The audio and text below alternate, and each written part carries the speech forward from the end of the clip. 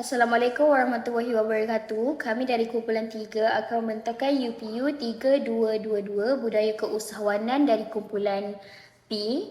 Untuk tajuk pada hari ini ialah kami telah memilih kejutan budaya di kalangan remaja. Baiklah, pengenalan bagi kejutan budaya di kalangan remaja ialah budaya ialah cara hidup yang diamalkan oleh kumpulan manusia, manakala kejutan ialah luar jangkaan pemikiran seseorang tentang sesuatu perkara. Gabungan antara budaya dan kejutan ialah berlaku apabila seseorang tidak dapat menyesuaikan diri dengan cara hidup dan suasana sekeliling. Selain itu, kejutan budaya merupakan istilah yang digunakan bagi menggambarkan kegelisahan dan perasaan terkejut, kekeliruan yang dirasakan apabila seseorang terpaksa duduk dalam kebudayaan atau persekitaran sosial yang berlainan, seperti ketika berada di negara asing.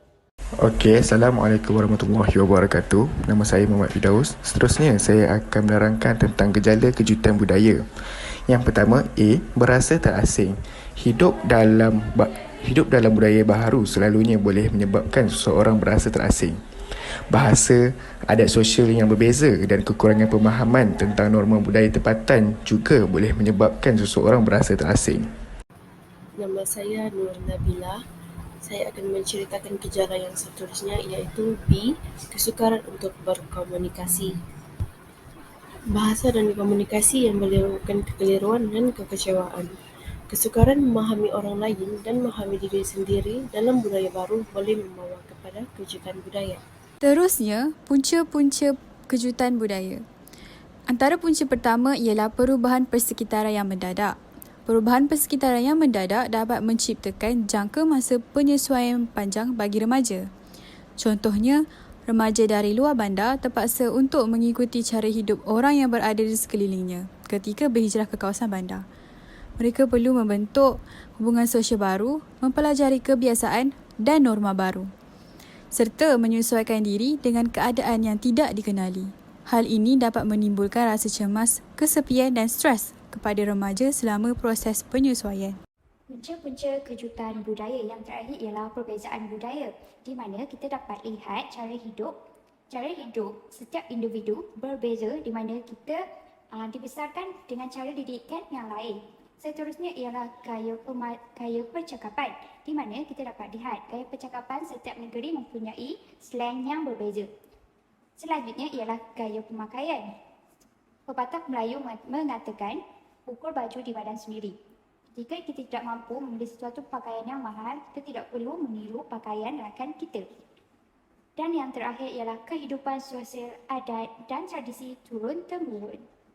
Okey, saya Nurul Fazliana. Seterusnya ialah kesan terhadap kejutan budaya. Antaranya ialah terpengaruh dengan budaya kuning atau barat. Boleh menyebabkan seseorang mudah cenderung untuk melakukan aktiviti tidak bermoral seperti pergi kelab malam, pengamalan seks bebas, minum alkohol dan sebagainya. Selain itu, kesan kejutan budaya ini juga boleh menyebabkan pelajaran terganggu. Ini kerana seseorang individu akan mengabaikan pelajaran mereka dan mereka juga sudah hilang fokus dalam pelajaran kerana mudah terpengaruh untuk melakukan aktiviti-aktiviti yang tidak berfaedah. Assalamualaikum dan salam sejahtera. Nama saya Azrian bin Adan dan saya akan menerangkan secara lebih lanjut mengenai kesan kejutan budaya.